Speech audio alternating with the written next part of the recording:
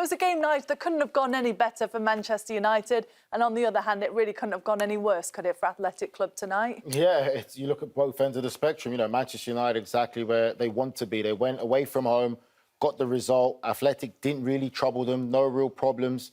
They looked good. It was a good Manchester United performance. They come back with the win.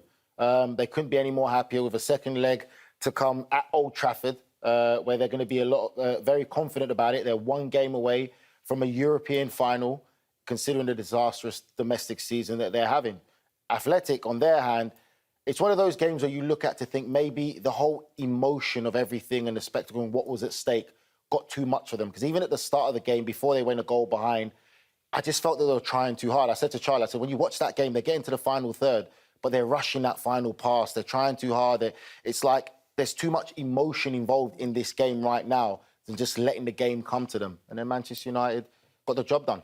And obviously a controversial moment, which we'll get to with the handball. But for Athletic Club, do you think they'll leave tonight, Charlie, still feeling like they've got a chance? Or will they feel like, wow, this is really mission impossible next week in Manchester? Well, as a professional footballer, you always have to feel that you have a chance. And they'll believe that if they can score early, anything is possible. And similar to what happened to them today, Manchester United could get a red card. And the roles could be reversed. So you got to create your own luck. They put themselves in a mighty hole. So that's the problem. They're going to come in and say, you know, a lot of the guys are going to come in and say, the ref screwed us today. Let's be fair. The ball hit Garnacho's hand. We all think it's a handball. I think professionally they did the wrong thing because a lot of them stopped playing. And it felt like almost Vivian thought, oh, VAR is going to take care of this. I'm going to foul him. And it's going to be overturned.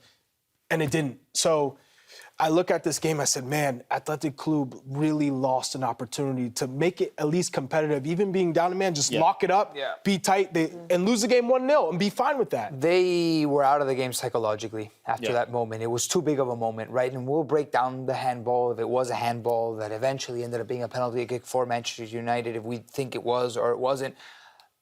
That was the hand that Athletic Club was dealt, and they didn't know how to take care of business, right? You need to be able to get over these hurdles psychologically, and they couldn't. It was too much of an onslaught.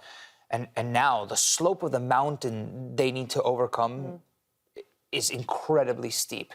We mentioned the stat that Manchester United has only blown a 3-goal lead in a 2-legged European tie once before, but that was away the second leg. This time they're at home at Old Trafford. They've never seen a 3-goal lead dwindle down to nothing. On that side of things, at least Athletic Club know that Manchester United are capable of getting themselves into wild matches if Lyon is anything to go by. Is that what the referee would think in that moment? He's going away from goal. It didn't really change the trajectory of the ball. They're right on the attacking, like, the edge of Athletic, the Athletic box. So for them, it's still an attacking phase for Manchester United where it might be deemed an unfair advantage. He's handled the ball. But did it give him an advantage? They still had possession of the ball. He kept possession with that. Kept possession. The ball's going the other way. I think when Nigel and I were coming up through the system, that's a handball all day. The ball hit his hand, clear and obvious, it's a handball. But by the letter of the law now, that is not a handball. He was using that hand to keep his body up, and then when he touched the ball with his foot, the hand was still on the ground. But that's not the moment of the handball. And then it came up and does the move of his arm, or where it is, justify the action? And the answer is yes. So it's not a handball. It's not a handball. I don't think by the letter of the law, it's how you interpret the law also. I think you can make arguments. It's given him an advantage. If he would have called this, and maybe it's because they want to rely on VAR to see how this play progresses and he didn't call it. I think if he would have called this, I think he has enough justifications. No one would moan. Handball. Nobody would have. Nobody would have moaned. If he called it to say handball, no one would have said anything. They would have seen it. Handball, it does hit his hand. Game plays on. Fact. But they didn't. I think the unfortunate thing is as well, not only did it cost them a goal, but a red card as well. So it was That's the whole made thing. it even worse, didn't it, for Athletic Club? And the thing is, it's like, again, when you take yourself to being a player on that pitch there, if you see that and you're saying handball, you can see the referee, you know VAR, so you're thinking it's going to go to VAR. And again, it's not making excuses for athletic players because they take their minds off the game. They don't get themselves in the right position. But it just spirals and goes out of control with conceding a penalty and then going down to 10 men. by still trying to fight to get that handball. They lost psychological control. It was stupid from Vivian to pull Højlund even after that moment, right? Why even allow VAR to get involved? It's a red card. I'm not disputing the red card. I have no problem with. That's by letter of the law, a sending off. But there's moments. Let's not make excuses at the same time for Bilbao, for Athletic. In the first 20 minutes, didn't I ask you, they must take advantage of this opportunity? Athletic were better than Manchester United, and that would have changed the whole trajectory of this match had they gone up 1-0. Maybe and we're not Yaki talking Williams about this. had a perfect great header. It was header. a cross, Yeah. and he was unable to put it on target. And then Man United got into the game. All it took is one moment where Harry Maguire looks like Cristiano Maguire. He's on the wing, he's dancing. Maguirinho. Can you believe he had that much time and space? If you're a defender marking Harry Maguire, you're supposed to close him down and force him to try and do something. Instead, you gave him space, and next thing you know, the ball's across and it's 1-0.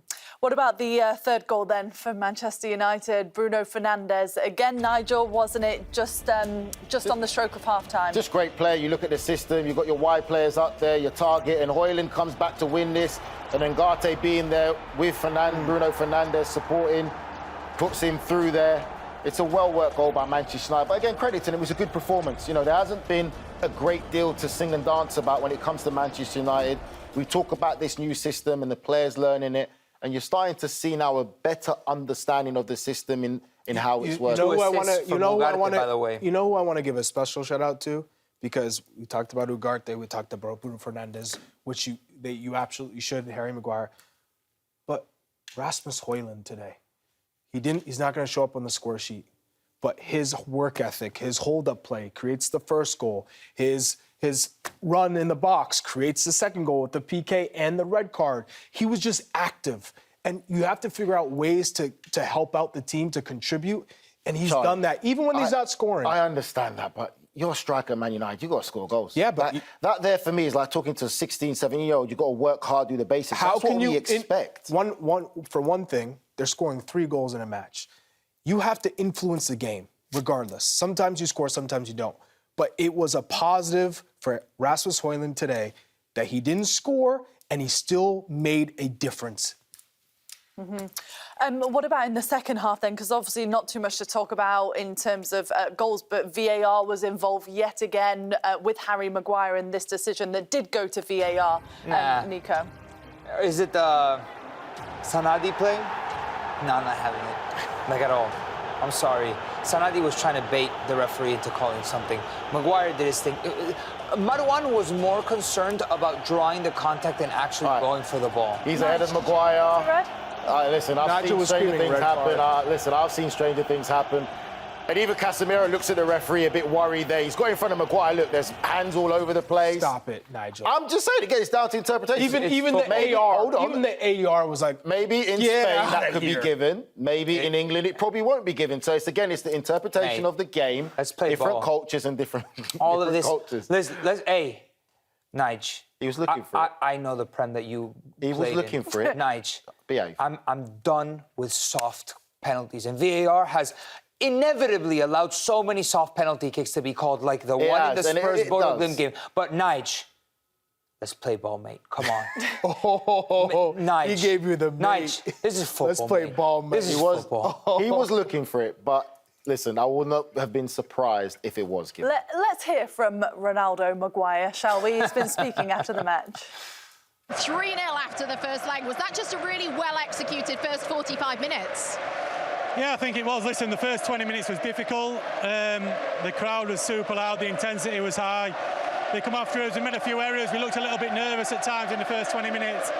But I thought the lads grew into the game really well, and we weathered the storm, and we knew we'd get our chances. And, we was really clinical in that first half. So really pleasing to go to Old Trafford. Listen, the tie's not done. We'll be focused. We'll be ready at Old Trafford next Thursday for the second leg. And I'm sure Old Trafford will be like this place. Well, should we just talk about your positioning lately? Because whether you are centre-back, centre-forward, you're having to go on the right wing today. It was exquisite down there. Yeah, no, I found myself obviously attacking the back post, and I think Garner passed me the ball, but no, it was nice to do a bit of dribbling out there and obviously putting a great cross. And we had a lot of bodies in the box, so they must have trusted me to get that cross in. So, no, it was a nice feeling, and Casa put it in the back of the net. It was a great header in the end.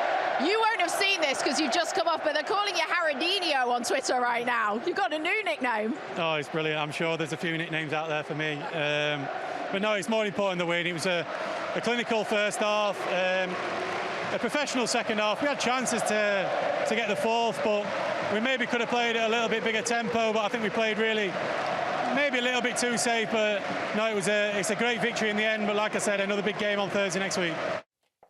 Oh, I'm happy for Harry Maguire. We know what he's been through with Manchester United and England over the last couple of seasons. Is he their new best winger, Nigel? Oh, God. Better than Anthony Haradinho. was at United. Oh, gosh, there we go. No, it was great play by him. You see him smiling and everything, and the way he analysed the game is everything correct. You know, he said, listen, this tie isn't over. We still got to be professional. We know we got the second leg at Old Trafford. First half, we were clinical. We took our chances. Second half, probably a bit too safe, but we gave a professional performance, which is what you have to do in these double-leg European ties. So everything he said is a great reflection, very honest, and they're looking forward to that second leg.